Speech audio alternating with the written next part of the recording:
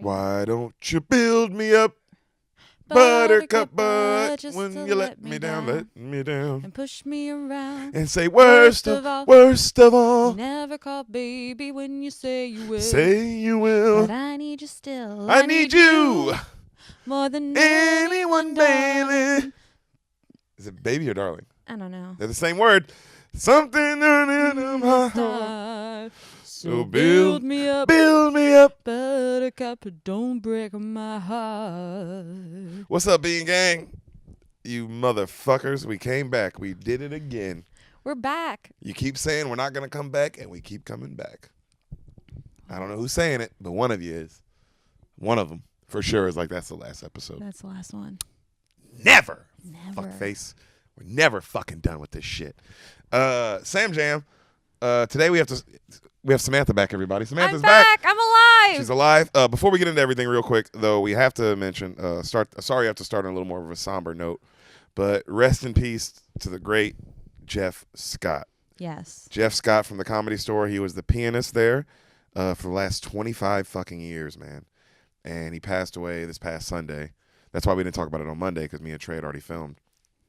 But he was a really special person. Extremely special person, and he meant a lot to everyone at the store, not just me and Sam, but obviously, but everybody. People who came to visit. I mean, people who were watching the shows, he meant a lot to. Yeah, he meant, just if you were at the store a lot, then you saw him so much. And if you were a comic or you worked there, like you were a regular there or you worked at the club, then you really got to know him because he let you in on like his inner circle because you were a Comedy Store family, and it was really awesome, and I really did love that guy, and smoked a lot of weed with him. Yep, that's how I met him. That's how Sam met him. I met him through just being a door guy at the store and you never parked his car. You let him park his own car, but you had to save his spot for him. So that was always fun. And some days he'd roll in with an attitude and it'd be really funny. And then other days he'd roll in doing bits. Most days do bits, but every once in a while, he did have an infamous bad side, and I got on it once. I forgot what I did. I did something. I gave him attitude. You know me, Bean Gang. I don't give a fuck. I gave him some attitude. Deric has a little bit of a tude. I got some tude in me, and so does Jeff. Jeff, yeah. So I gave him a lot of tude one day, and he didn't talk to me for like weeks. And then tude on tude. Yeah, and then one day he came back and he started talking to me again, and he just shit like that, and then just doing bits with him at the back door, always doing bits about his name and talking to Jeffrey Burner. You guys know Burn, and he would always respond, and just fun little things, man, and him talking to me about my set, because he would open the show and the door guys get to do the first 5 minutes up top on the show, and he would always give he would always watch, because you're only doing 5 minutes, so he doesn't have enough time to run off and smoke weed. He doesn't have enough time to go get a drink or anything. Yeah, he doesn't have enough time, so he has to sit there and watch the door guys opening set, and he always gave me a lot of love, man. Him and Argus, there was one day where both of them were literally just fucking telling me how funny I was, and how good the set was and all that shit, and it just meant a fucking lot, man, just because those are fucking Comedy Store historians. Both of them. They've seen everyone come through there. From every greatest comedian of all time, they've seen them and seen them a bunch. Like, seen them more times than you could ever imagine seeing a comic. So for those, that's high praise for people. Yeah, their opinions matter. Yeah, man, and it really meant a lot to me, and I hold that memory really dear. So, just R.I.P. Jeff. He was gay. The dude fucking battled through AIDS. Oh. That's what I was going to say, just how cool his life was. Yeah. You apparently came to California to die. Really? I didn't know that part. Yeah, he came to California to die because he had AIDS and fucking found a whole new lease on life at the Comedy Store. And, being Pee Wee Herman's extra and all Pee Wee Herman stuff. Yeah. So that's why he has that great Pee Wee Herman impression, and he could laugh like him and stuff. And he was just the best, man. He was really the fucking best. And rest in peace, Jeff. We love you, and I'm glad you're in hell now with Freddie Mercury and Luther Vandross and all the other famous gays. And now you guys are all in hell playing the piano and, having an orgy.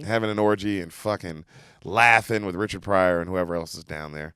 And so I hope you guys are having fun, and we love you, man, and rest in peace, and thank you for all the nice things you said to both of us, and making us both feel Comedy Store. All the times you smoked us out. Smoked us out a lot, especially Sam. Sam loved Sacred Ground, and that was definitely Jeff's spot, Sacred Ground. Oh yeah, there's so many times when it was just the two of us back there, and he had this kind of personality. He could really, I think, some people can sense other people's personalities and know what they want. And we both I'm a kind of a quiet person.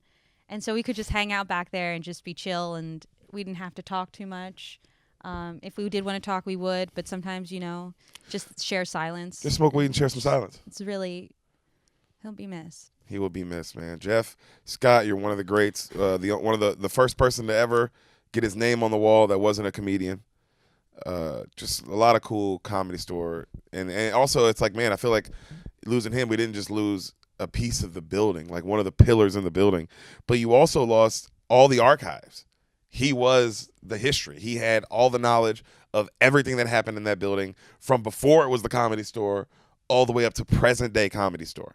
So from Ciro's, when it was just a fucking gangster fucking place for gangsters to hang out, to all the way up to now where our friend Brian Simpson is performing all the time and past and like all that cool stuff. So it was cool that, that he just had all that information, and it sucks we lost it. And damn, it sucks that we can't be at the store, dude, and to celebrate you like how you deserve, and how every famous comedian you can ever think of is literally mourning this guy right now. That's how important this guy was to the community of comedy. And I mean, from Dave Chappelle down, like that's how big of a deal this guy was. Chris Rock, and I mean, he saw them all, man. He was cool with them all, from the Pryors, the Robin Williamses, to Martin Lawrence, like everybody. So rest in peace, Jeff Scott. Rest in peace. Rest in peace, buddy. You will be missed severely. I hope you and Brody are up there, enjoying it. Yeah. But Sam is back. I'm back. I'm alive. She's alive. I'm alive. She got the teeth yanked out of her face. All 4 gone. All 4 wisdom teeth gone, and this bitch didn't even fucking cry. Here, go up to the camera. Show me They her mouth. didn't even put me under. Do you really want me to? Yeah, show 'em. There's holes in Show the hole. back. Look, Sam's going to go show the holes in the back of her mouth. And, I mean, when I say this bitch, look at this. Look at this. You can't see because I can't get my mouth open all the way. You can't go. Oh, you can't. Dang, I wish y'all could see. Sorry, Maybe I'll take a picture and post from it. some slight what's it called? Lockjaw? Lockjaw. So I can't get my mouth open very wide. No, she can't. I'll double that. Apparently, I didn't know, but apparently this has been a problem for the last 5 years. No one told me. I thought it was something else. Anyway, she's back. She's healthy. We're really glad that she's back. Because, dude, she didn't fucking know. She came out, and she's like, hey. Like, looking like the fucking Joker. You She's said like, I look like the Joker. She's got the... It's still kind of healing up. And her mouth was all huge. And her face was all big. And then she also kept saying, you want to see a magic trick? And I was like, Sam, you got to calm down. But she's good now, man. And I'm glad. You fucking took that shit like a champ, dog. You didn't fucking cry. My gosh. You didn't fucking, did it awake. Didn't even go under for it. They didn't put me under. They did local anesthesia because all my wisdom teeth were already above the gum. So they didn't have to, dig them out. So that was good. But also crazy because the dentist would be like, all right, this one's out. And I'd be like, you're fucking kidding me. Because my mouth's, got Were you stuff cussing? in it. No, I didn't say that. I felt like I was. Maybe I did. Maybe you did. You were 'Cause high, they were putting baby. stuff in the gums. But I really appreciate all of you guys out there, all you beans that sent love and sent money to help. Sent cash. Y'all showed up. Yo, y'all are crazy, dog. We've never asked y'all for money ever on this podcast because that's not what this podcast is about. But our guests are allowed to do whatever they want. And you guys paid for a quarter of the whole damn thing. A quarter of the whole thing? That's crazy. It's a very expensive process getting your wisdom teeth taken out. As I'm sure you guys could guess. I can't. Or are aware. I can't even begin. There's so many of you sending, and I loved all your messages. I wish on Cash App I could comment back. On Venmo, I know I commented back on all of you. But anyone who sent me money through Cash App, know that I love you so much. Who was the one guy who sent money twice? You remember his name? Dang. Because you said he wrote it down. Eric, right? I think it was Eric. Pretty sure it was Eric. There were a couple Erics, actually. Yeah, but I'm pretty Eric, sure you know which one you fucking Eric were. Who sent money twice. Or maybe it was Chris. Or Chris. They all sent money. A lot of people sent money, and you guys are freaking amazing. And I don't even know. I feel like I should almost flash you guys for this. Yeah. But some of you didn't send money, so you don't all get. No, most of you didn't. According to the amount of listeners we'd have, I'm going to say 98% of you didn't send money. Fine, fair. We didn't ask you all to. But the 2% that did, you guys deserve some boobs, and we'll try to work that out. We'll figure out what we can do. We'll figure out what we can do for you guys. Uh, but Sam's back. She's healthy. Thank you guys so much for doing that. And while we're on the topic of you guys showing love, we're going to show some love now to a company that has done nothing but show us love. The Happy Canary Dispensary, guys. Hold this for me. Yeah, show them the shirts. The Happy Canary. You want to tell them about it?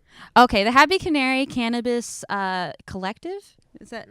Yeah. They grow it. They're not a dispensary. This guy grows their own weed. It's bomb diddly. It's what we smoke. It's our best. It's what we smoke now. It's what we smoke now. We are very loyal to them. We love them. We love Hayden. Shout out to Hayden specifically. He's the owner. Part owner.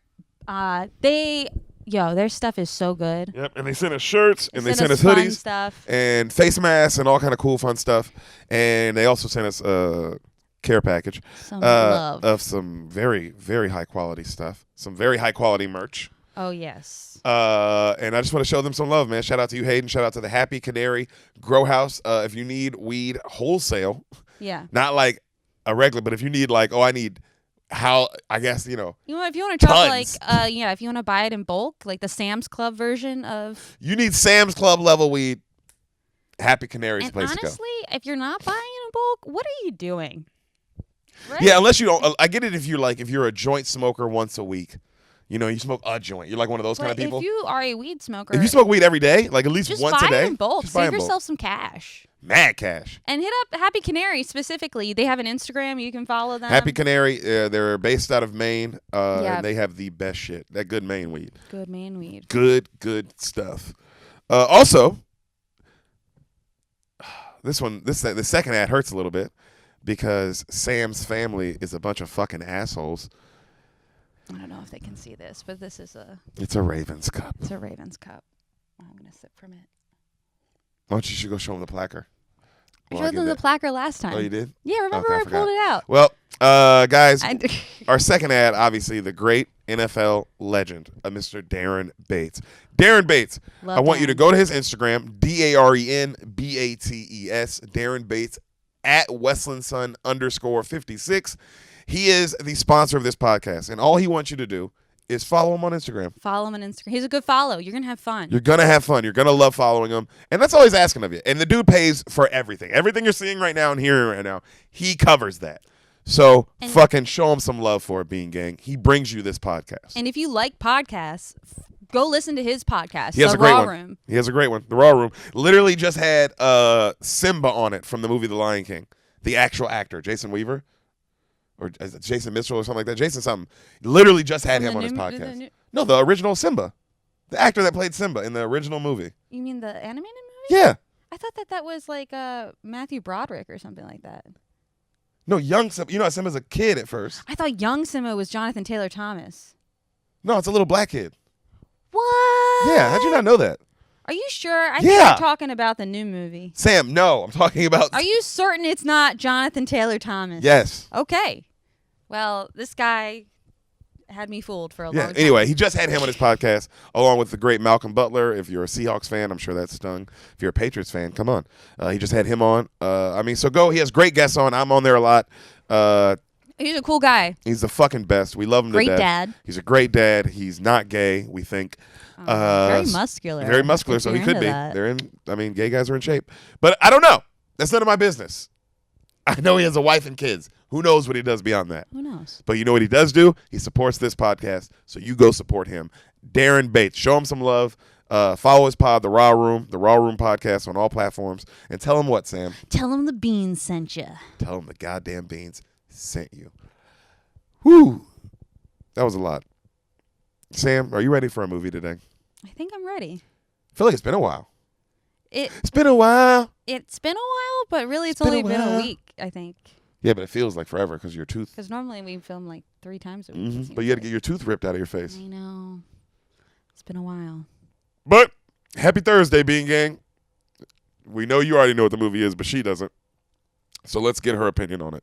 Real quick, before we start, Samantha Lee Roderick Lopez Jr., can you tell me what you think happens in the movie you've never fucking seen? And to be honest, it's the first time I've also ever seen this movie. When I watched this movie yesterday for the pod, like when I took the notes. I had never seen it before ever. It's the first time in the history of this podcast that we've ever done a movie that I also have never seen. It's kind of exciting. Until now. I just saw it, so I'm about to tell it to her. But this is only one time I saw this movie, and it was fucking good. Sam, tell me what happens in Fruitvale Station. Damn, that's a Michael B. Jordan movie. Okay. So Michael B. Jordan, he lives in Chicago, I'm going to say, because from the ads, it looked like a kind of Chicago, Detroit type place. But we're going to go with Chicago. I like Chi-Town. Well, also, Chi-Town's been more, What are you going to say? You just I've never been. Oh, yeah. Neither have I.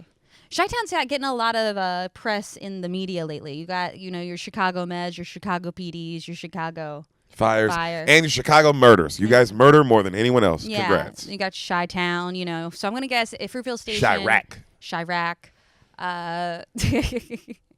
It's a story about Michael B. Jordan. He's living in Chicago. Maybe he lives in like the slums. He doesn't have a lot of money and he's trying to get out. They always are. I gotta get out of here. Everybody knows that I gotta get out of here. Gotta get out of here. So he's got to get out of Chicago. Maybe he lost like a bet or something, or he owes people money. So some uncut gem shit. Yeah, but not like on that. Purpose. Not that extreme. Not like this craziness. Like he's just in debt, and so that's also what's keeping him from leaving Chicago is the fact that he doesn't have the cash. / also he's like in the red.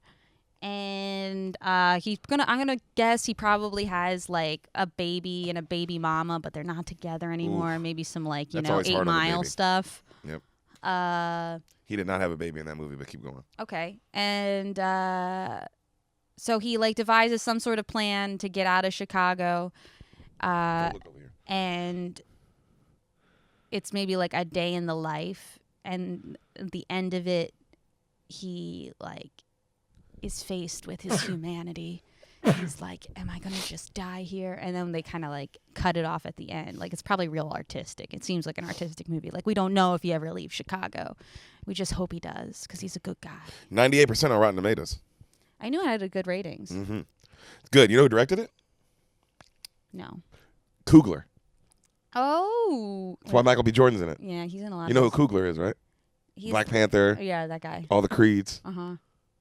I don't know if you noticed there's a theme about all those. There's a certain actor who's in all those. There's someone who's in all of those movies. But I'd love that. I'm a fan of when the Tarantino style or the Scorsese style of find an actor that fits your shit and run with it. Well, yeah. Also, if I think once you write something and you work with someone, if you're gonna write something again, you're gonna probably be thinking about certain people that and they can pull this off. You know what they can do. Also, his range. Yeah, this guy. And I'm sure Michael B. Jordan works with him a lot for this. And this isn't a diss. It's going to sound like I'm about to diss this guy. I know what you're going to say. He's not a good actor. He's not. He's really genuinely not. But that does not mean, just because he's not a good actor, that he can't act his ass off in a certain little window. His range isn't wide, but if you give him the role that fits what he does, just like Creed, Black Panther, this movie, he's perfect. Can I play devil's advocate on this a little bit?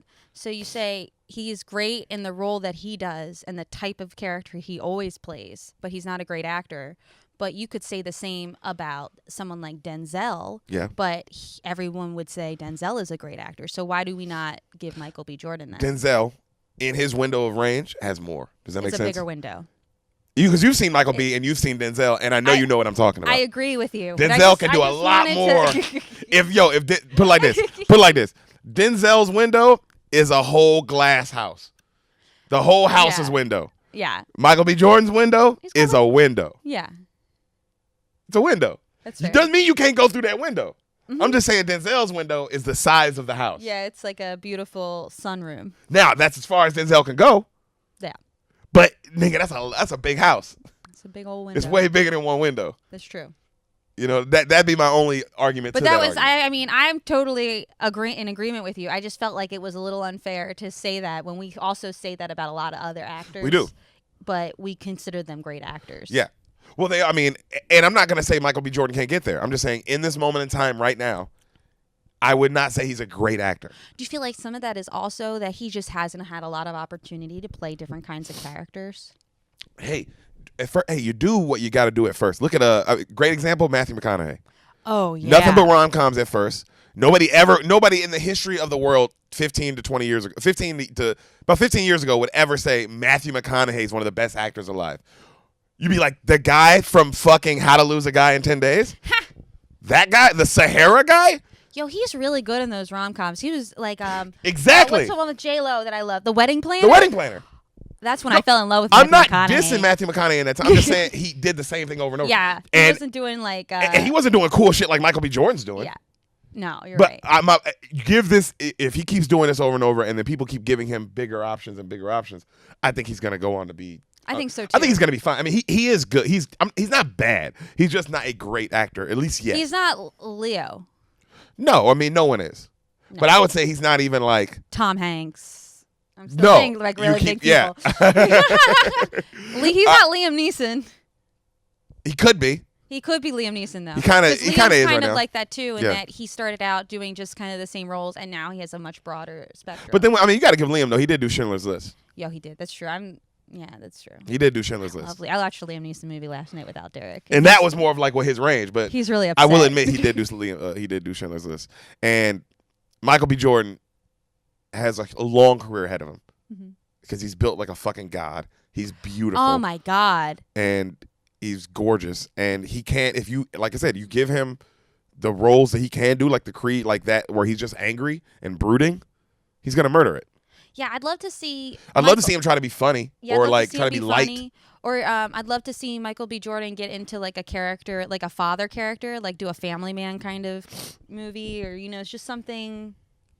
Like put it like this, I don't think he's as good as an actor as the guy who plays M'Baku. No, M'Baku is amazing. What's that guy's name? What I'm saying? He is. I think he's way like beyond. Like I don't know if he could catch up with him. But he is. But it doesn't mean it does. But I'm saying that I'm not saying. I don't know if that guy will ever catch up to Michael B. Jordan career-wise. I don't know. No. I meant like because Michael B. Jordan is gonna. He's a is household A-lister, name, A-list star. That guy to me is more like a Gary Oldman. I'm not saying everybody doesn't know who Gary Oldman is, but he ain't Christian Bale. He ain't the star of it. I see what you're saying. That's all I'm saying. But that mean guy, he can't act. He is the M'Baku guy is so good. I remember when we first saw what's the movie Us. When we saw Us. That's when I knew he could act. I did not recognize him. He had to tell me that it was the same guy. I was like, "You are kidding me." He has range. He has so much range. He's amazing. But that was my point. Like, because I mean, obviously Leos and the Bales and all that. That's like a whole other stratosphere. And I'm not saying he can't get there. Mm-hmm. I'm just saying in this moment in time, like, he's not. His range isn't the craziest, but I mean, but then again, all these movies that he's done so far, I love all of them. I love both the Creeds. I love fucking Black Panther's Black Panther, and this movie is fucking unbelievable. Yeah. You ready for it? I'm stoked. Yeah, let's do it. Movie starts. You don't see anybody. You just hear, "What's your resolution? What's your resolution?" And the girl's like, "I'm gonna cut carbs." And you hear a guy laughing, based on a true story. All right. You hear they keep talking about New Year's resolutions, and the girl goes, "What are you gonna do?" And he goes, "I'm gonna quit selling trees." All right. Fruitvale BART Station, New Year's Day, 2009, Oakland, California, 2:15 a.m. We see live footage, real footage, like real footage from real life. Mm-hmm. All right. And it's footage from that night. And we see cops talking to these young black men on the ground. They're like, they got them like sitting down, like against, like if the subway's behind me, they're sitting on the platform over here on the wall. Yeah. And you see one of them's using his phone, like recording the cops. And you see a bunch of other people recording the cops. That's where all this, like you see different footage from different angles. Mm-hmm. All right. And you see like a guy get up, and then you see the police go, "Sit down, shut the fuck up," and they pin him down, and everyone's screaming like, "Come on, hey man, come on!" Like everyone on the platform, "Hey, come on, is that necessary? Is that necessary? Come on, man. Hey, dude, come on, man." Like just like the George Floyd situation, like that same energy. "Oh, come on, man, come on, dude. Oh, come on, really, really." Everyone's yelling, You see a cop put a knee on this young brother's neck. Wow. "Oh, come on, dude, get the fuck off of him, man. Hey, that's fucked up. Let him go. Let him go." Pow! Gunshot. Fade to black. Fruitvale Station. Yeah, you didn't know this movie was going to be like this, did you? No. Hayward, California, New Year's Eve, 2008, 12:10 a.m. We see our lead, Michael B. All right? And he's trying to smash with his girl. He's trying to get some boo-na-na, some poo-na-na boo-boo, you know? He doesn't have to try very hard. Actually, I will say this. This isn't the Michael B. Jordan you're thinking of. Oh, really? Like, he looks good. He's in shape. He's not fat or anything, but he's not 0% body fat. Yeah. Like, there's fat on him. Like, he's got a little bit of love handle and, like, you know what I mean? He looks like a guy who works out a little bit. Okay. So he's not the Michael B. Jordan you're thinking of. His face is what you're thinking of. He's got a nice face. But the body is what I mean. Like, because his shirt's off and you're like, oh, he, like, amped it up for Creed. You know what I mean? Like, hardcore. So he's trying to smash his girl, and she's like, no, get off me. Get off me. You know, she's like, it's not the same. He's like, he's like, get off. And he rolls over, he's like, and he lights up a blunt, starts smoking it. And the woman says she's so sick of him. I can't believe you touched that bitch. The girls are kind of Mexican, too. Michael. All right? And then he's like, yo, I fucked with her one time. And she's like, no, nigga, you got caught one time, which is very true. I mean. Yeah. I caught you on the first time? I doubt it. Nah, it's very unlikely. I don't think I'm that It's the first lucky. time I caught you. Yeah. And then he goes, she goes, that's the first time you kicked it with that bitch? Really? And he looks over and he's like, look, girl, all I want is you and T forever. That's it. And she goes, what you mean forever? He goes, let me show you. And then he gets on top of her and he starts kissing her again. And now they're about to make love. And then you hear, do, daddy, do, do. And then the mom looks over and he's like, oh. And she's like, she asking for you. You said there was no kid in this. I didn't say that. I said he probably has like a baby and a baby mama. You said like 8 Mile. And I said he didn't have a kid in 8 Mile. Oh, he doesn't? No. Maybe I'm just thinking of his real life. No, in the movie though, that's his like little sister or something. Okay. So in 8 Mile. So he goes, the girl runs in and he hides it. He has a big thing, like a Ziploc of weed, and he hides it. And then he's like, what's up, little girl? And she's like, I can't sleep, daddy. And he gives her a kiss. He's like, well, come on, get in the bed with mommy and daddy.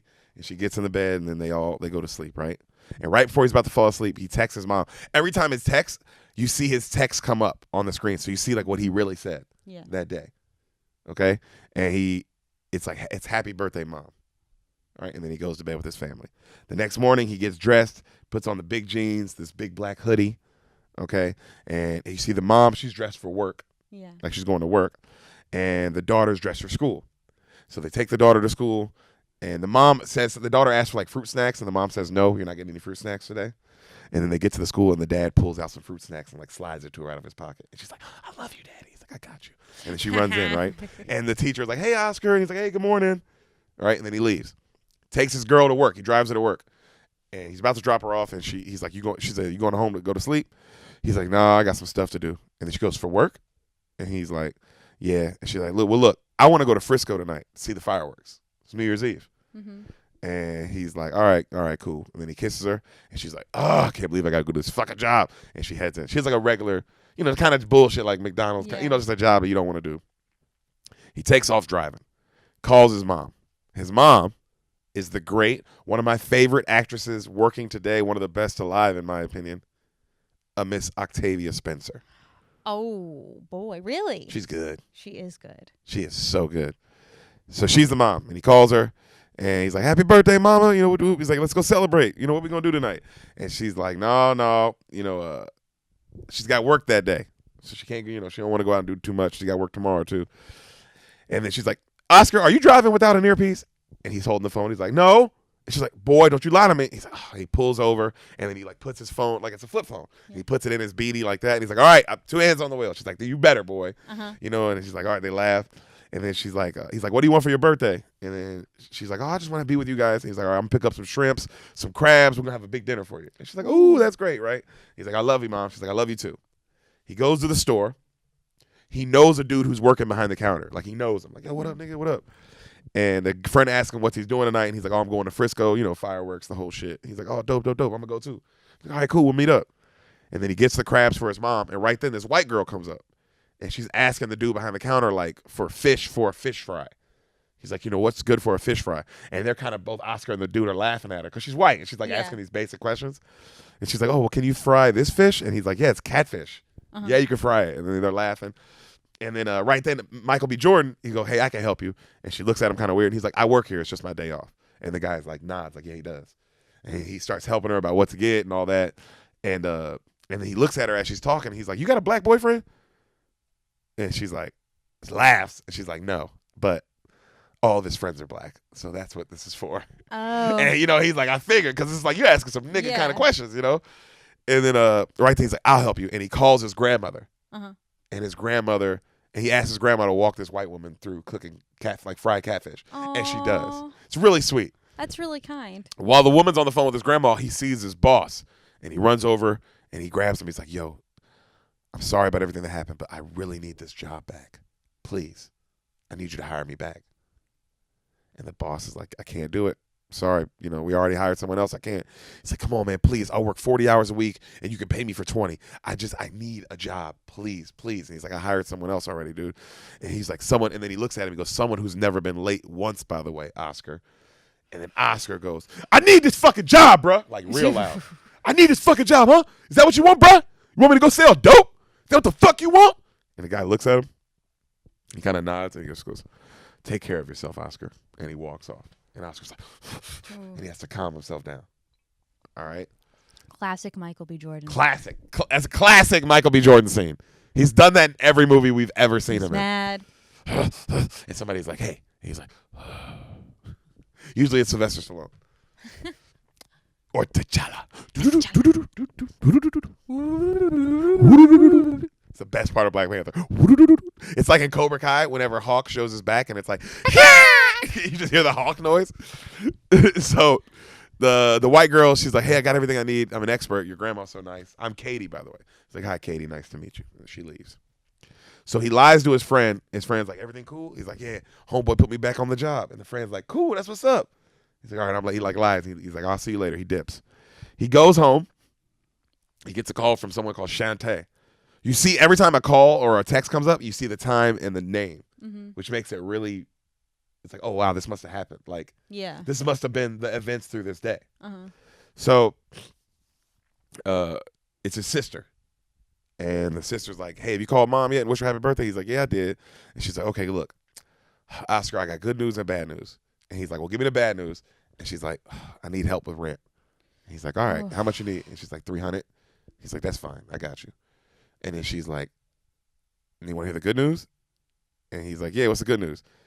She's like, I'm doing overtime tonight, like at my job, so I'm making some extra money, but I won't be able to come to mom's birthday thing. What? You're not going to be able to come to mom's birthday thing? She's like, I need the money. I got to work. I'm asking you for rent, nigga. What you mean? Like, clearly I need the money. Seems like it's both bad news. Yeah, definitely both bad news. But you're trying, she knew it too. Like, when you see the acting, she's clearly like, trying to like. Do we recognize the sister? No, but she's trying to pitch it as good news. I get that. Also, you're asking for money, so you do want to be like, hey, I'm working. I'm working. Don't worry. Yeah, like I'm not just asking for money and chilling and watching TV. Yeah, and so, she's like, I need you to do me a favor. He's like, what? She's like, I need you to get me a card and sign it for me. He's like, all right. She said, but a black card with a black family, no white shit. He laughs. He's like, all right, I got you. She's like, okay, I love you. He's like, love you too, scrub. He hangs up. So right then he calls an Asian dude. And he says for the Asian dude to meet him in an hour by the water at the spot. He has the stuff for him. He cleans his bedroom. He gets the bag of weed. He takes off. Okay. He goes to the store. He gets a happy birthday card, but specifically with a white family on it. And he laughs his ass off and buys it. Yeah. And then he gets gas and he sees a stray dog, a beautiful dog. And he starts playing with it. And he walks away from it and he goes back to pumping his gas. And you hear, he's like, what the fuck? And the car speeds off. He's like, hey, slow down, motherfucker. You fucking bitch. Damn. And he goes out to the dog. Dog's just lying in the street. Blood out the dog's mouth. He picks the dog up. And he's like, stay with me, bro. You all right, bro? You all right? Stay on. Come on. Help. Come on. Somebody help. Everybody just ignores him. And then he looks at the dog, and the dog just dies. And then he sets it down. And you see him. He almost cries. It's really good acting. He almost cries. He stops himself. And then he goes. He finishes pumping his gas, and he leaves. And you see and the shot's just on the dead dog. All right. So he goes to where he's going to sell the weed to the Asian dude out by the beach, and he walks out by the water, and he just sits there, and he's looking at it. Flashback. Okay. San Quentin Federal Prison in San Rafael, California, New Year's Eve, 2007. This is literally the year before. Okay. We see him in prison. Our boy Oscar, he's in prison. Prison. Yeah. And he's butt ass naked, and they have him bend over, and they have him cough twice because they're checking his asshole. Yeah. And it's like, just to put, like, oh, these niggas in prison. Yeah. And then he goes into the visiting room, and he sees his mom. She's got like a short haircut, Octavia Spencer. And, you know, he's like, happy birthday, mama. And she sees him. He's got a huge black eye. And she's like, what happened to your face? And he just ignores it. He doesn't say anything about it. And he just starts talking about his daughter and his girl. And they're kind of just talking about the baby, you know, and then, you know, how she's getting bigger and older and she can do this. And she did this funny thing the other day and they're laughing about it. And then right then a guy walks by, this big kind of white dude, tatted up. And he goes, hope your mom's not a fucking snitch ass bitch too. And then Oscar's like, man, fuck you. And he's like, fuck you. And he's like, fuck you, fucking nigger. Huh? This DFG over here, motherfucker, you fucking nigger. And Oscar's like, I'll fucking kill you, motherfucker. Like, also he's in prison mode. I don't, it's whatever gang, like, you know, whatever gang. Yeah. And you see it because, like, he goes from talking to his mom to pure, like, defend yourself at all costs. Yeah. Fuck you, nigga. And his mom's like, Oscar. And the cops calm him down. He's like, yeah, motherfucker. And he's sitting there and he's staring at him. And Oscar's all mad. And his mom's trying to calm him down. And she goes, Oscar, what happened to your face? And he just ignores her. And then he calms himself. And then he just goes back casually to talk about his daughter. Like, casually. Like, nothing happened. And his mom's just looking at him. And Oscar, she's so good, Octavia Spencer. She goes, and he's talking like, oh, man, that's so good that she's in school doing that now. And she goes, Oscar, I am not coming here anymore. He's like, what? And he's like, this is my last time. You want to put Sofita through this? Go ahead. But Tatiana does not deserve this. That's his daughter? Uh-huh. Yeah. And then he's like, what? He's like, Mama, come on, don't say that. And she's like, you know she's old enough to ask questions about where you are. And he's like, well, just when she does, tell her I love her, Ma. Just tell her I love her. And the mom's like, tell her yourself. Let her come visit you here. And then he's like, Ma, she don't need to be exposed to this. And then the mom goes, you already exposed her to this, Oscar. Which is a good point. Like, we're here now. Yeah. This isn't some fairy world that you can, like, brush to the side. You're living in it. Yeah. She's asking where you are. You're in prison. It's me and your wife taking care of her. Or your girlfriend. Like, the fuck do you mean? Expose her to this. She's exposed. And then right then Oscar goes off. Because she packs up her purse like she's about to leave. You gonna fucking leave me, Ma? What kind of mom is you, huh? You never had my back. You never fucking loved me. I'm by myself in here. I'm by my fucking self. And she starts crying, obviously. Yeah. And she's like, I love you, Oscar. And I'm praying for you. I'll see you when I get home. I'll see you when you get home. And she turns around. She just starts walking off. And he's like, Mama, for real, don't leave, Mom. Don't leave, Mama. Please don't leave. Mama, please don't leave. I'm sorry. And he goes after her. And then, of course, the guards are like, hey, sit the fuck back down. Get back to where he goes. Man, get the fuck off me. Mama, let me get a hug, please. And he's just following her. And she's speeding up. And she's just crying. Yeah. Mama, like, how do you leave your son like that? But she can't. I get her, too. You can't be there. Yeah. You're having, like, this, like, it's like you have to leave, but you don't want to leave, but you want to, there's all those feelings and emotions. He's begging for a hug. She's got to run out. He's also begging for a hug, but she's like, I can't give you this hug today. You got to figure this one out. Gosh. And he's screaming, Mama, let me get a hug, please. And the security pile up on him, and you hear him like, get off, fuck off me. He's fighting all the security, and she's just bawling, and she just storms out. Cut back to Oscar's at the beach. Takes out the big Ziploc of weed, dumps it all out in the water. All of it. It's talking about a zip. Jeez. Zip. It's a couple ounces. What year is this? 2009. 2009. Okay. So the Asian dude gets there, and Oscar's like, hey, man, I got some bad news. I sold the weed to some white boy on the beach for a rack. And the Asian dude's like, damn. Well, shit, I wasn't going to pay that, so I can't even be mad at you. Yeah. And he's like, all good. He's like, okay, I'm sorry about that, man. He's like, it's all good. He's like, you still got anything else? And then he, like, opens up his little thing, and he has, like, a little bit of weed left and, like, a half a blunt. And he gives it to him.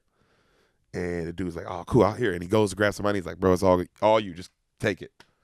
He's like, for real? He's like, yeah, just take it. And the guy's like, damn. And he lights up the half the blunt, hits it a couple times. And he goes, well, you smoke with your boy at least if you're going to give it, like, yeah. I feel that, like, hey, well, come on then if you're going to just give it to me. Yeah. Like, smoke some with me. And he's like, no, I'm good. He's like, you sure? He's like, yeah. He's like, all right, be smooth, bro. They dap up. Dude leaves. He goes and he picks his girl up from work. His girl gets in the car and she's like, she has a cake for the mom. And she immediately goes, oh, God damn it, Oscar. He's like, what? And she's like, oh, car smells like weed. Good job. You know we're about to go pick up your daughter. Damn, I hate when you do this. And he's like, he doesn't even say anything. Yeah. But because you know what else? I get that you could just be like, oh, tell her what happened. But it just sounds like you're just, you know what I mean? It's just excuses. It's just excuses. Because to her, she's like, I don't give a fuck. I don't want the daughter. Like, I don't want this. I don't want this in her life, yeah. I've asked you. And you don't listen. So they pick up the daughter. And then there's a super sweet scene where him and the daughter are like racing in the car in slow motion. Uh-huh. And you see they're having so much fun. And it's a really sweet shot. So they go to Sofina's mom's house. All right?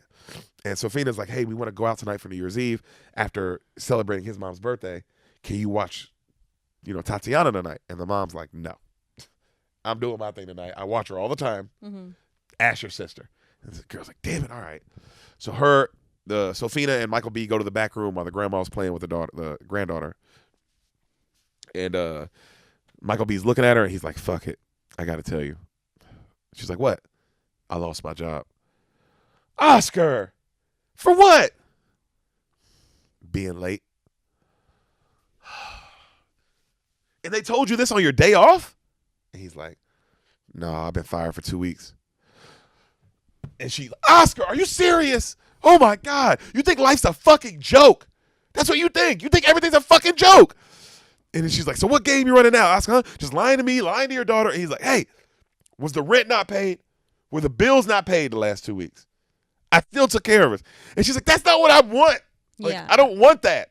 I don't want you going behind my back. Yeah. Also, I already have trust issues because you were fooling around with some girl. And you've been to jail. And, I'm just trying to, are you going to act right? I get her perspective.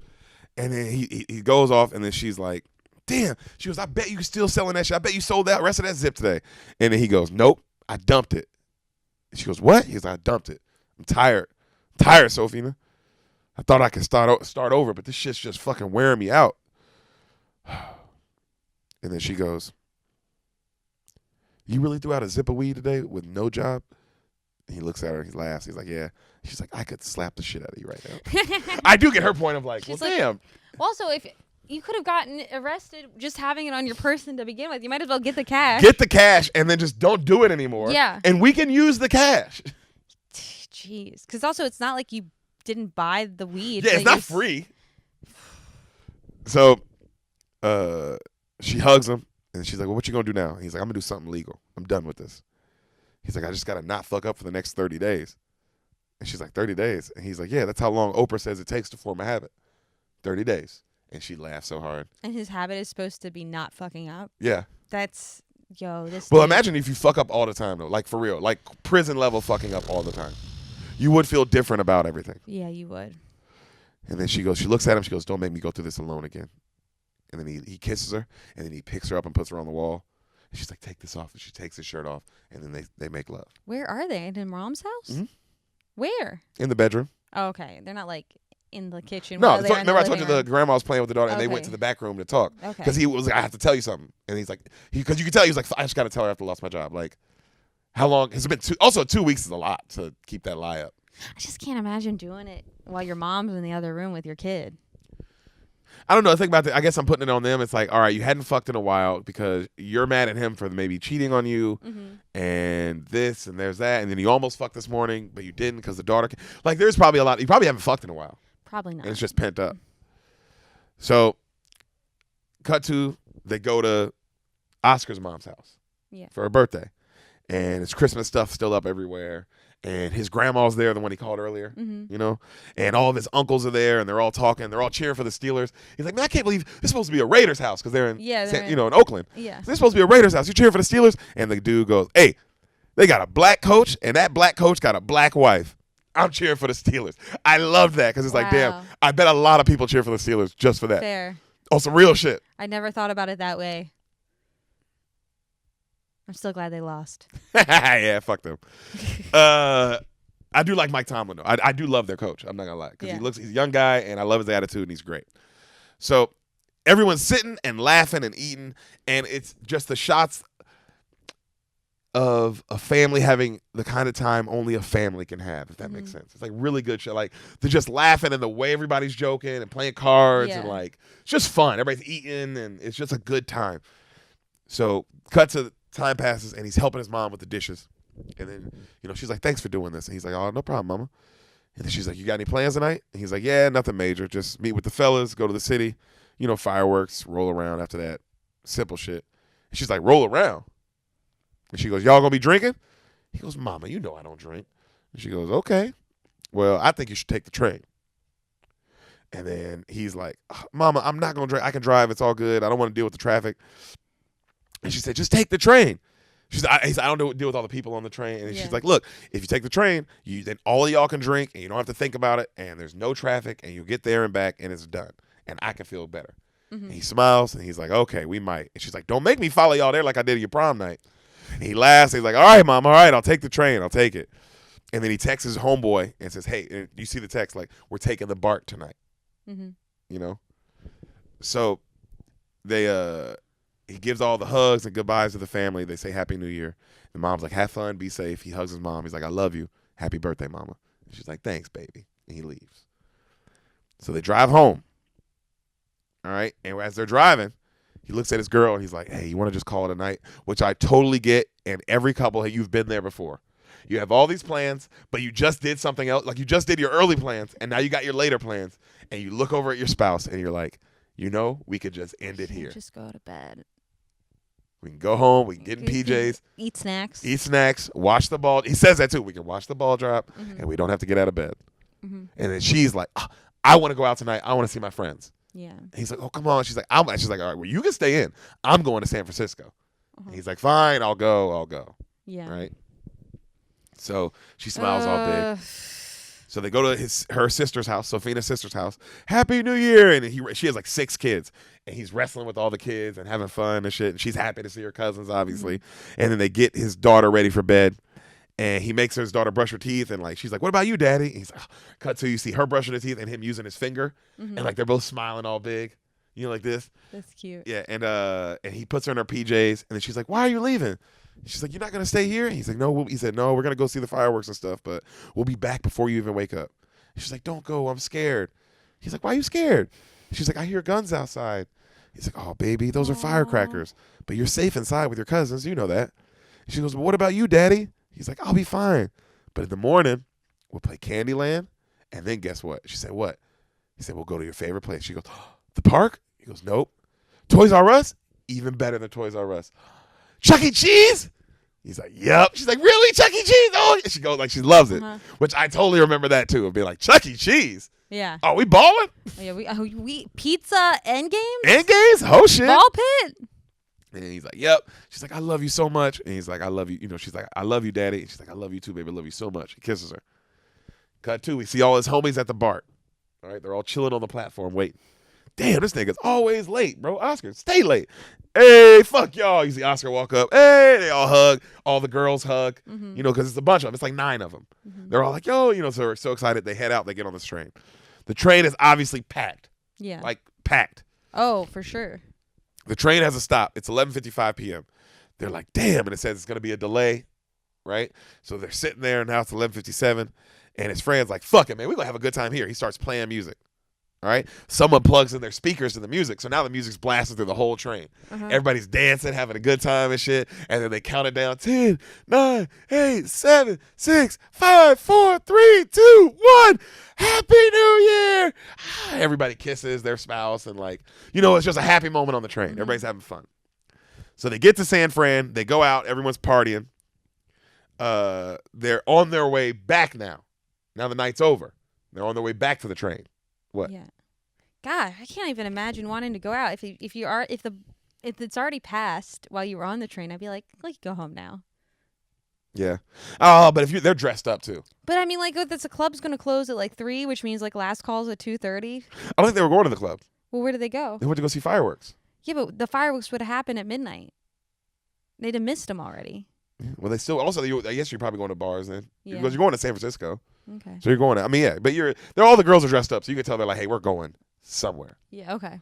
So they're on their way back in now, and they're looking for a place to use the bathroom because the girls all have to pee really bad. Mm-hmm.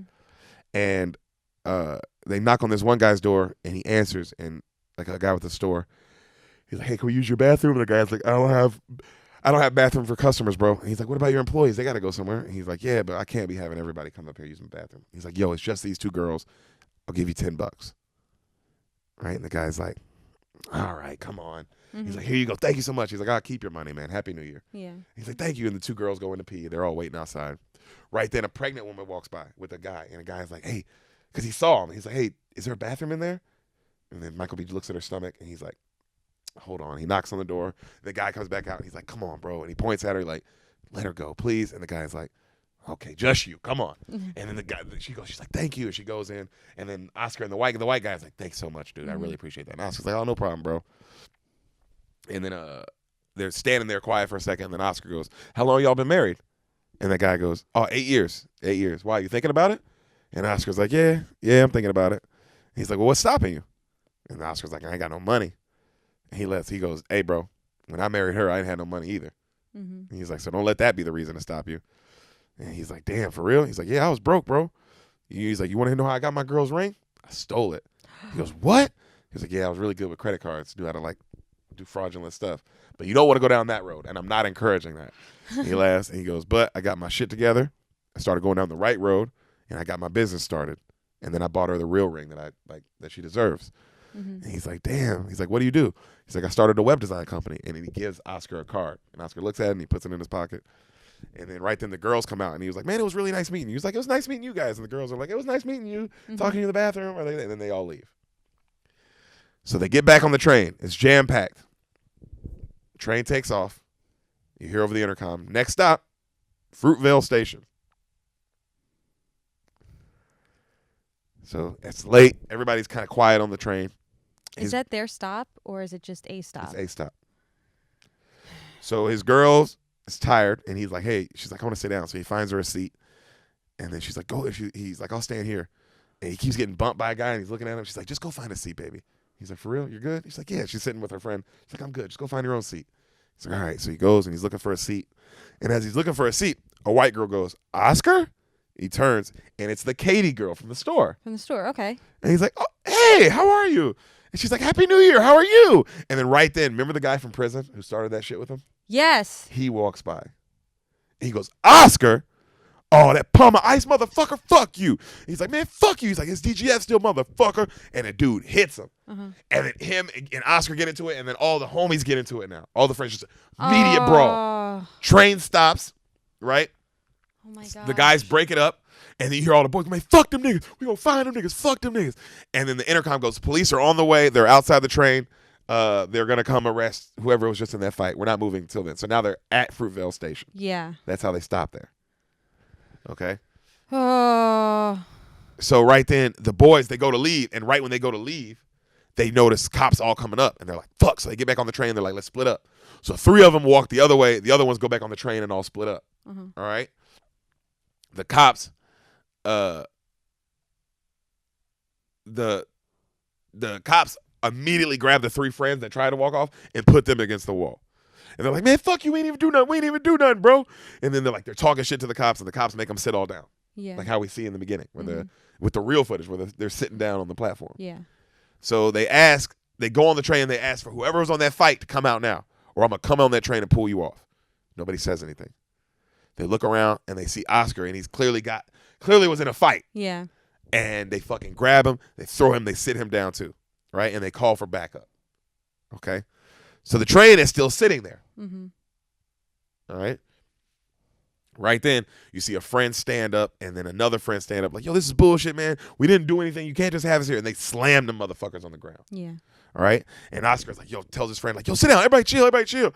And then one of the guys, like, Oscar gets up to get one of his friends to sit down and, like, bring him down, and one of the cops punched the shit out of him. Knocks Oscar down. Bam! More cops show up, right? Now everyone's filming. Even the boys. The boys got their phone out filming the cops. You see everybody on the platform filming. Yeah. Okay?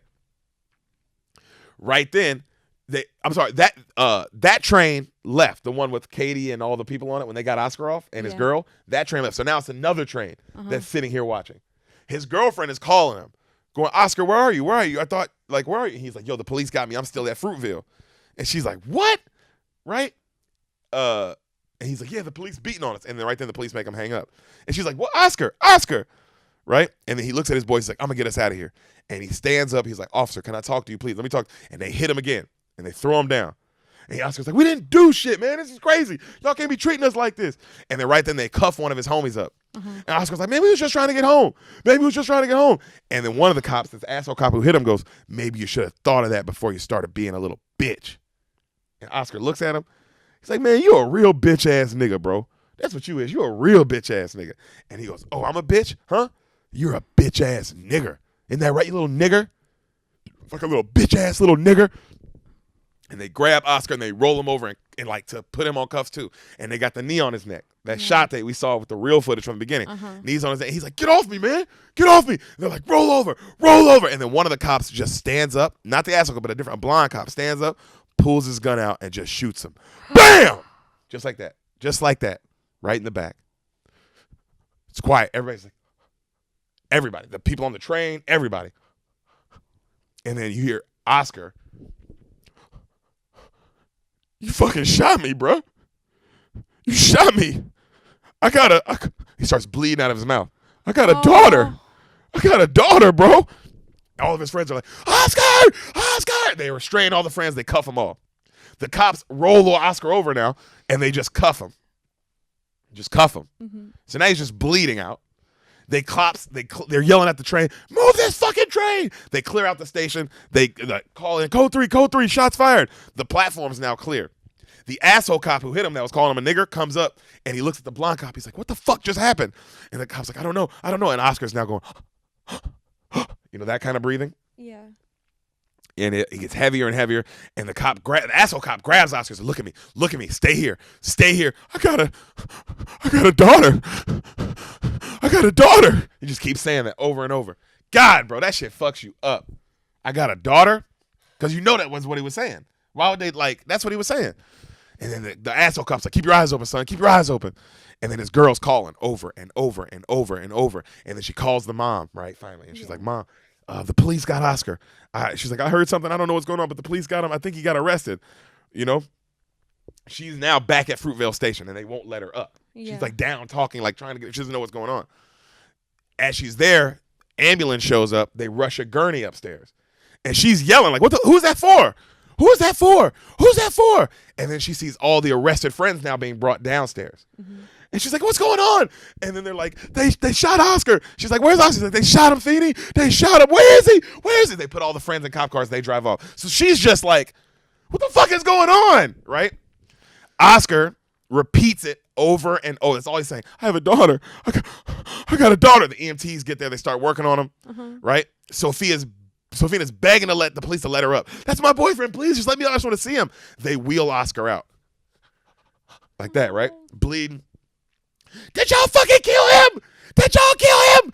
Y'all didn't fucking kill him. Oh my God. And they won't tell her anything, or they won't let her next to him. And then they all just leave her. And then finally one cop goes, they're taking him to Highland, and they drive off. So she's just there alone. So she calls the mom, Wanda, they shot Oscar.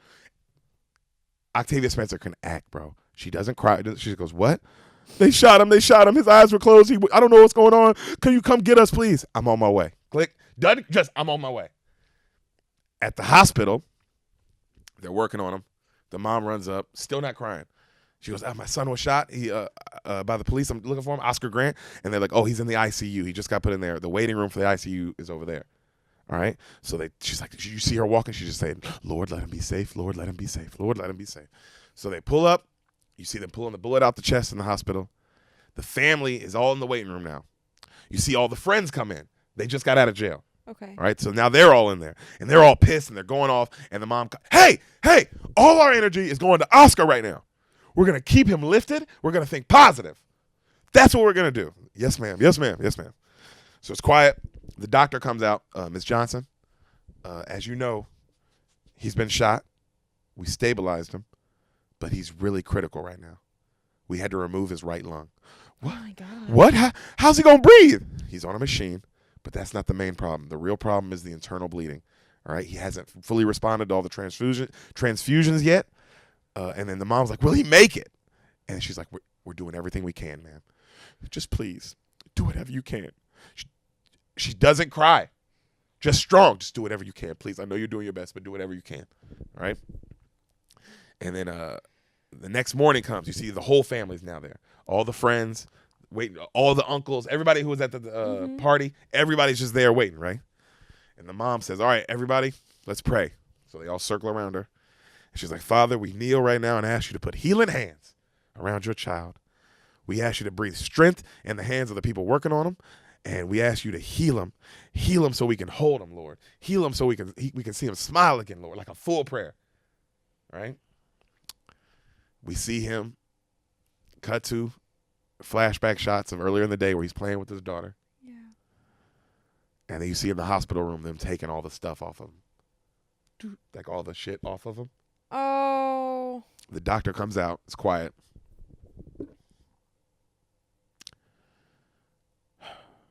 He didn't make it.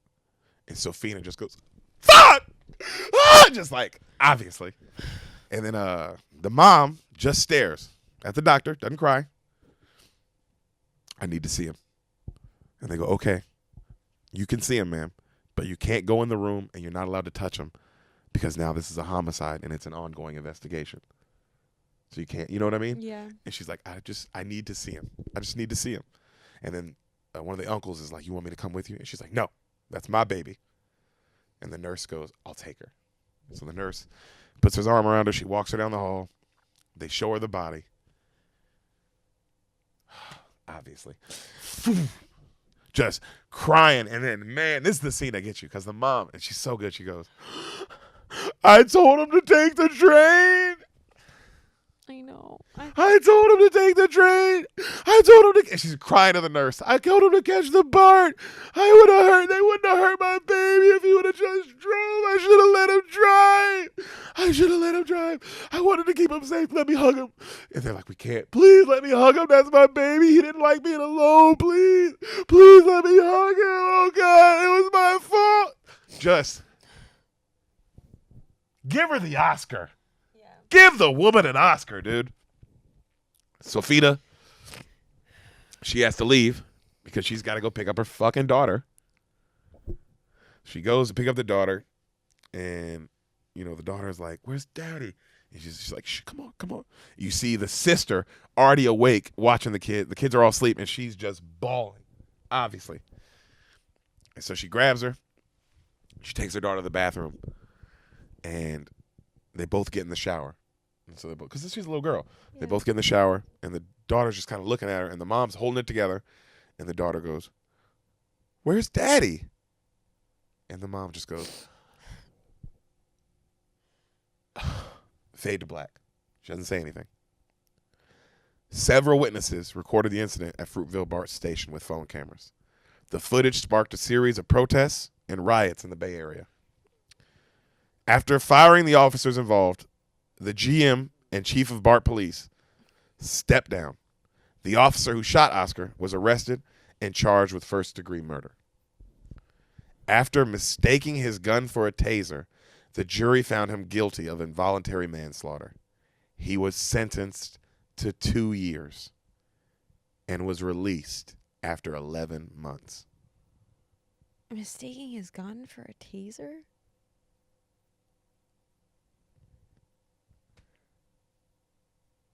Not under duress either. It's not like you mistaked it because like you're in the middle of a fight. No, you were the one on the outside. You had your knee on him. He was down. There was nothing you could do. Also, you didn't need to be shooting him. He's on the ground.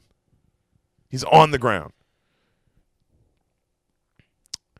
Oscar Julius Grant III died at approximately 9:15 a.m. on January 1st, 2009. He was 22 years old. Oh my God, that's so young. We see the real picture of the real Oscar and his daughter, and he's just a beautiful, handsome young man. Beautiful daughter. Cut to, we see real people at the station. Like, this is real footage, not movie footage. And they're all mourning him. Fruitvale BART Station, New Year's Day, 2013. There's signs everywhere. And Justice for Oscar. You see the real Tatiana Grant. She's older, and she's just beautiful, and she's crying for her dad. Fruitvale Station.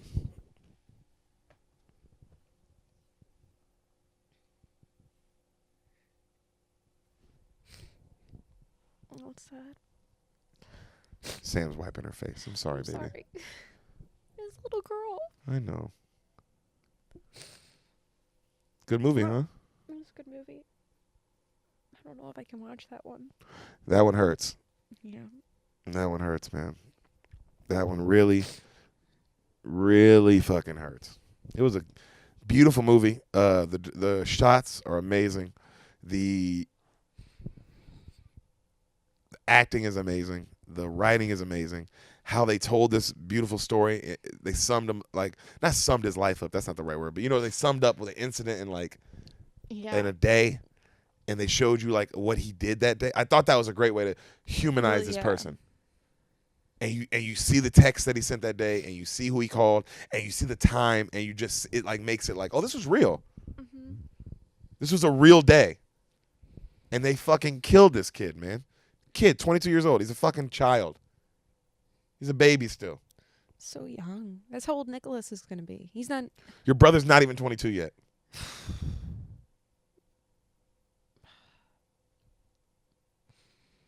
I thought Ryan Coogler did a great job. The shots are so good in that they're all. I mean, because the whole movie, the movie first off, you already know the guy's gonna die. You know that, right? Yeah. But the shots leading up to it are so good.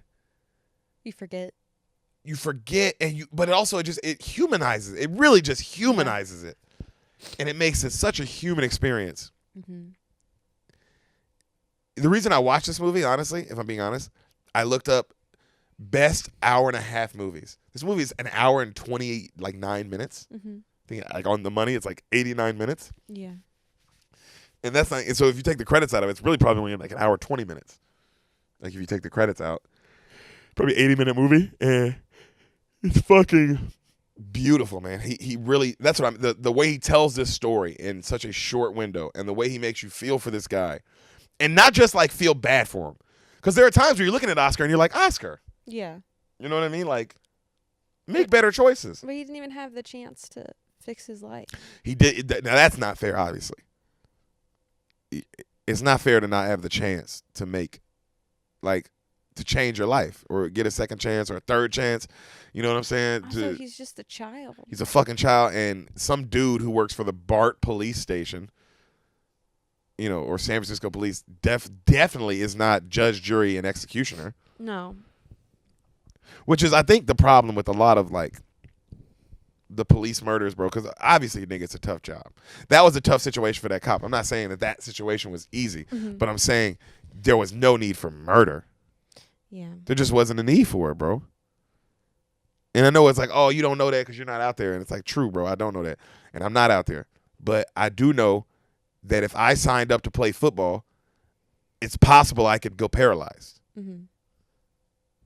It's possible I can get my knee shredded apart just like Alex Smith that one year. It's possible I can hurt my thumb like Jared Goff. It's possible. I play football. Yeah, it's a possible thing. Doesn't mean you intent doesn't mean death. Purposefully, yeah.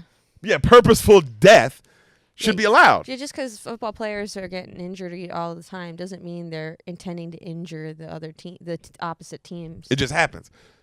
And I'm not saying, of course, in the police world and in that job, death is going to happen. Yeah. And it's going to happen both ways. And it's not going to be good because death's never good. But it's not going to, there's going to be, people who kill cops. But they were unarmed. And there's going to be cops who kill people. You know what I'm saying? It is, yeah, but that's what's the hardest part is it's I get that it's a hard job and your life is at risk as a cop and you have kids too. But if someone's unarmed, how could you ever forgive yourself? Yeah. I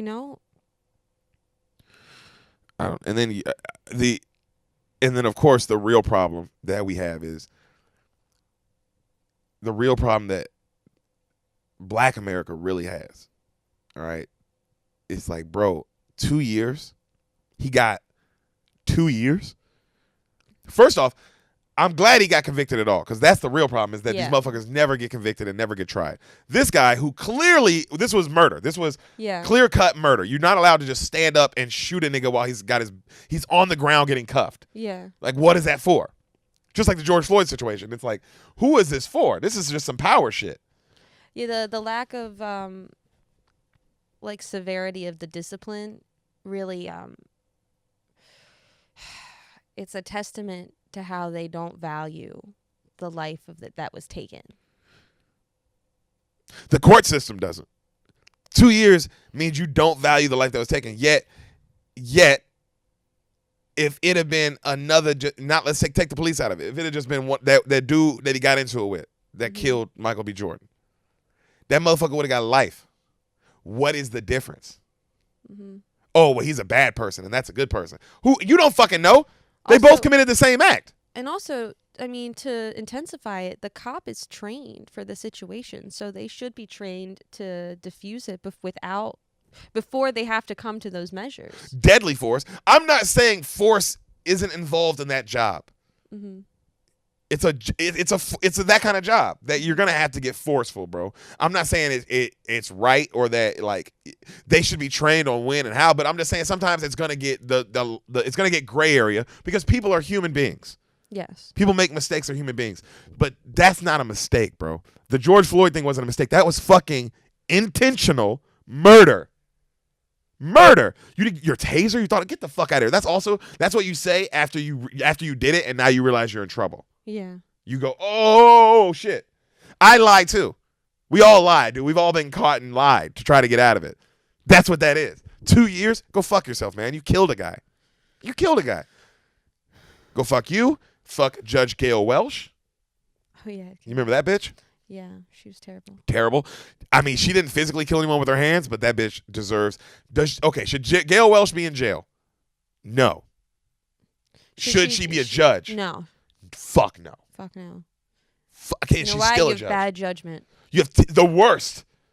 The worst judgment. It got literally a baby killed. A baby.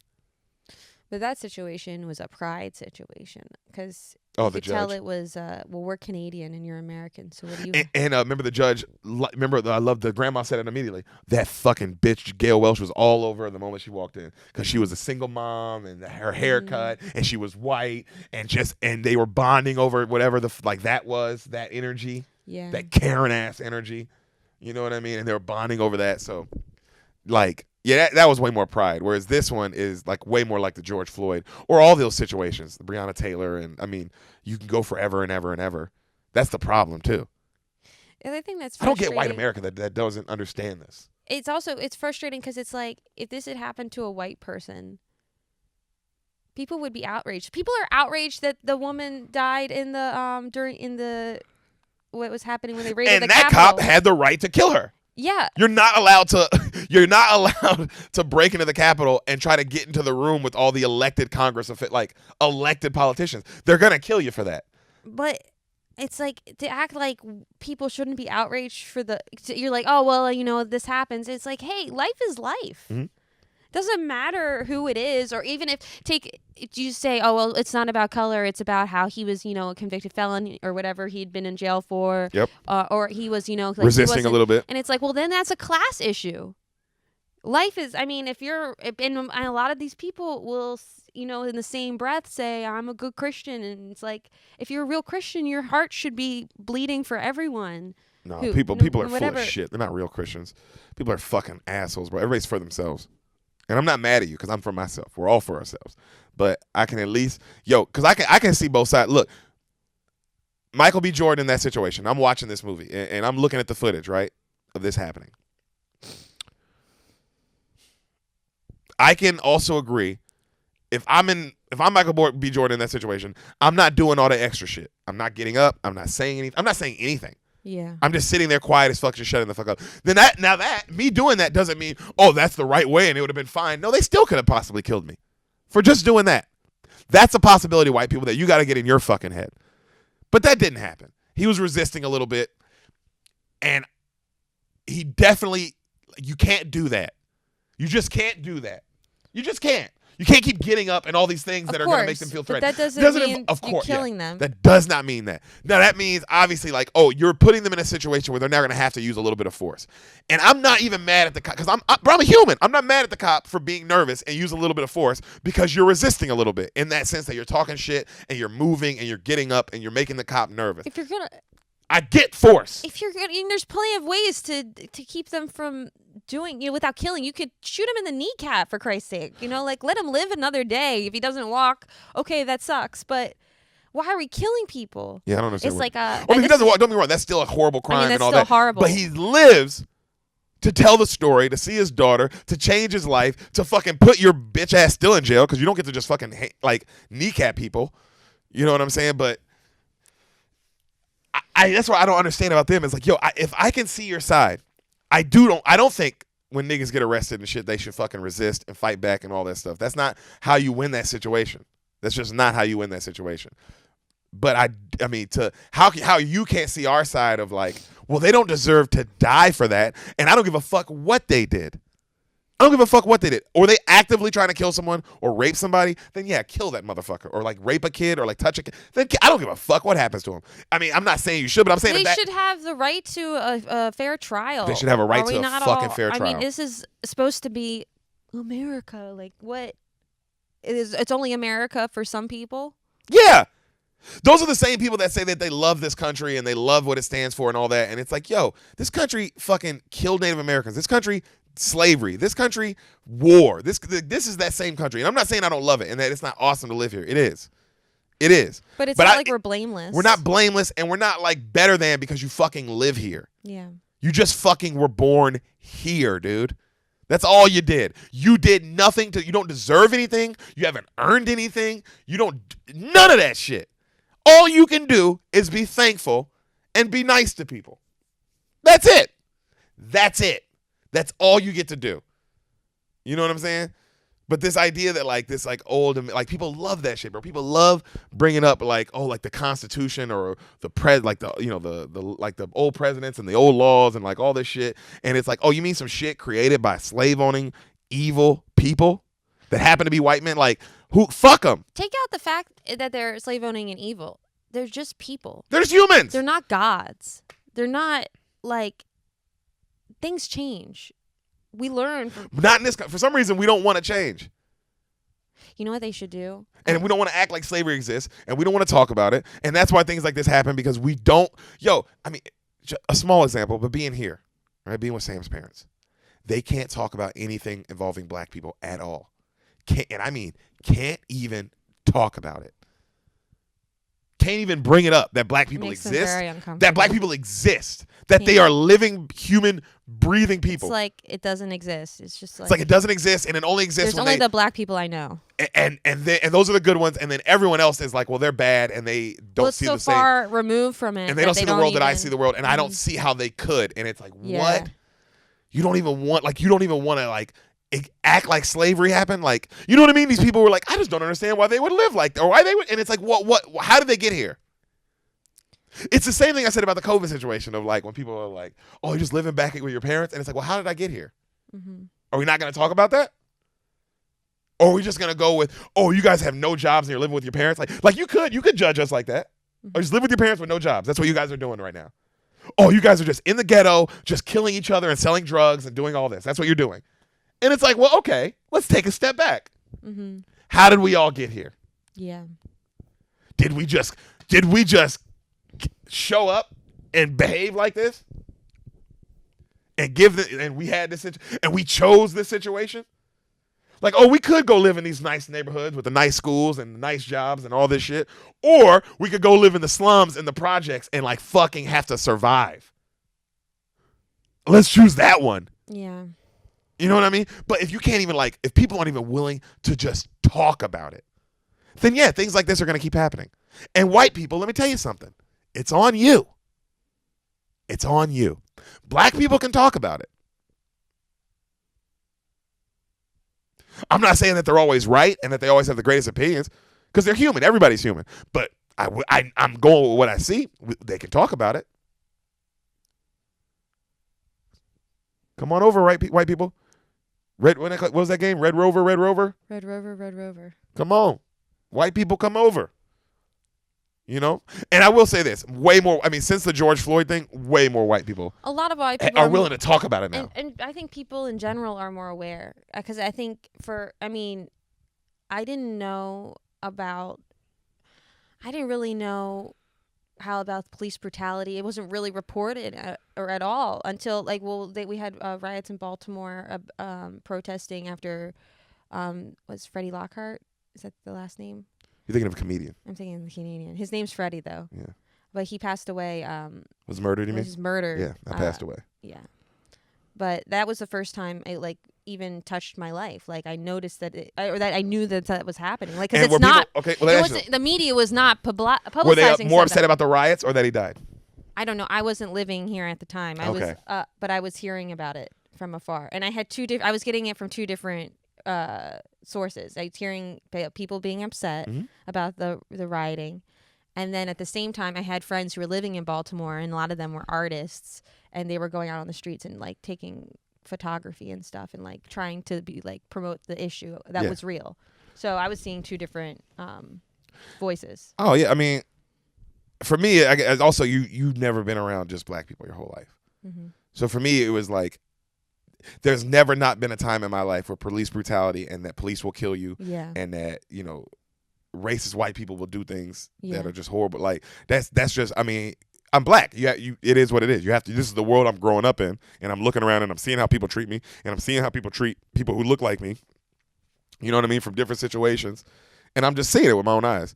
But there is a certain group of people, and they're white, who are more upset that Targets got burned down and Wendy's got burned down than that George Floyd was murdered. Murdered. Literally murdered on camera. Murdered. People are more upset about that. That the Targets got burned down and that there were riots. Or that, businesses. Fuck businesses, man. Fuck them. We made them up. Mm-hmm. We made them up. Now, I know when it comes to COVID, I'm all pro-business. I am. But this is a different situation. If we're talking about life or death between murder, not a natural disaster, but like actual human-to-human murder, then fuck a business. Burn it down. I don't give a shit. Even but it's a local business. That person worked super hard for that. I'm not saying it's right, and I'm not saying we should do it. I'm just saying I still don't care about that as much as the dead fucking body. I'm not saying that helps and we should do that. I'm saying that's also a wrong thing. But I don't care. I don't care.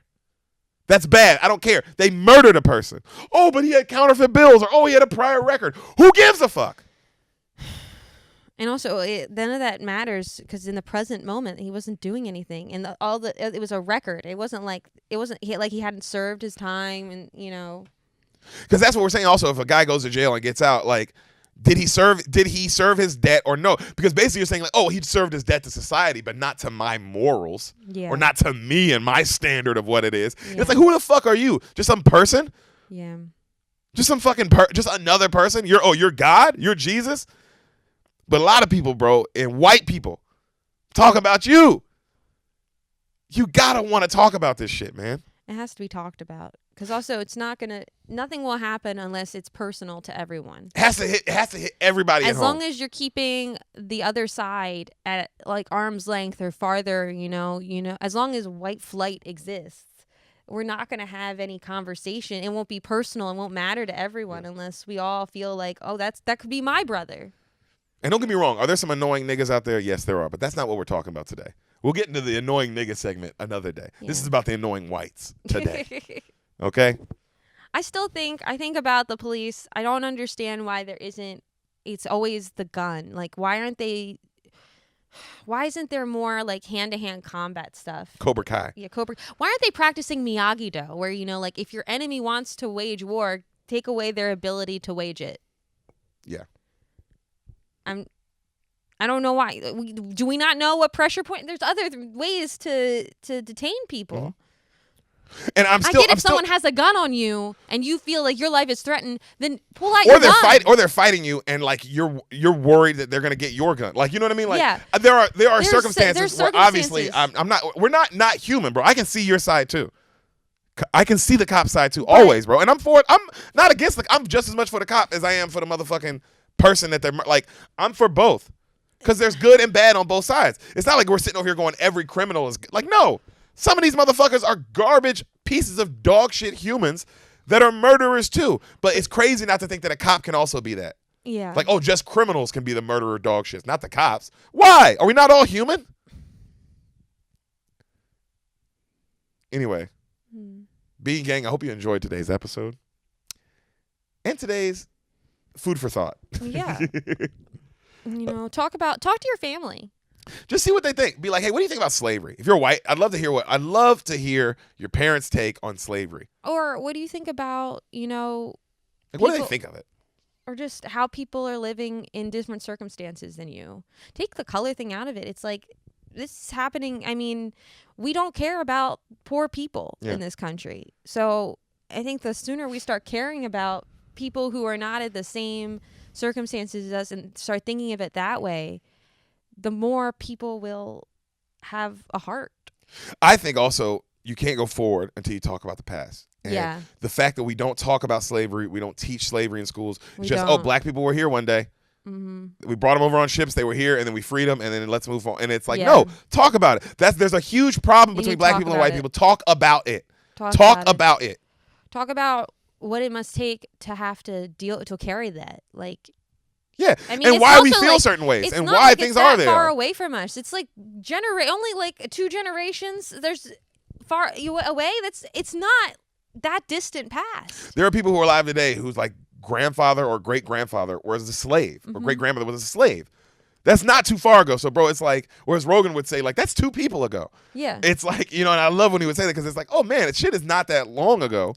We talk about it. It's so recent. So I hope you guys do that, man. I hope you guys, that's what you take from this episode, is just let's talk about some shit more. And I know we're always learning, because it's like, don't hate on your parents because I don't want to single out people's parents because not all parents are like that. Don't hate on the person you're talking to because they don't understand. Because that hate is just keep talking. And even if they're arguing, they don't want to listen to your side. You can get to that point where it's like, all right, agree to disagree. But you can keep talking. You can always keep talking, because it's also just like, I mean, we don't know everything. No. You're always learning. You're always learning. I'm always learning. The person you're trying to express this to is always learning. And when you look at it with that light, it doesn't have to be this like us versus you. It has to be like, hey, this is all of our responsibility. You just have to be willing to listen. Yeah. Whites, I'm talking to you. No, I'm playing. Niggas don't listen either. But everybody, we all have to just be willing to fucking just listen. Just shut the fuck up. Just shut the fuck up and listen to somebody.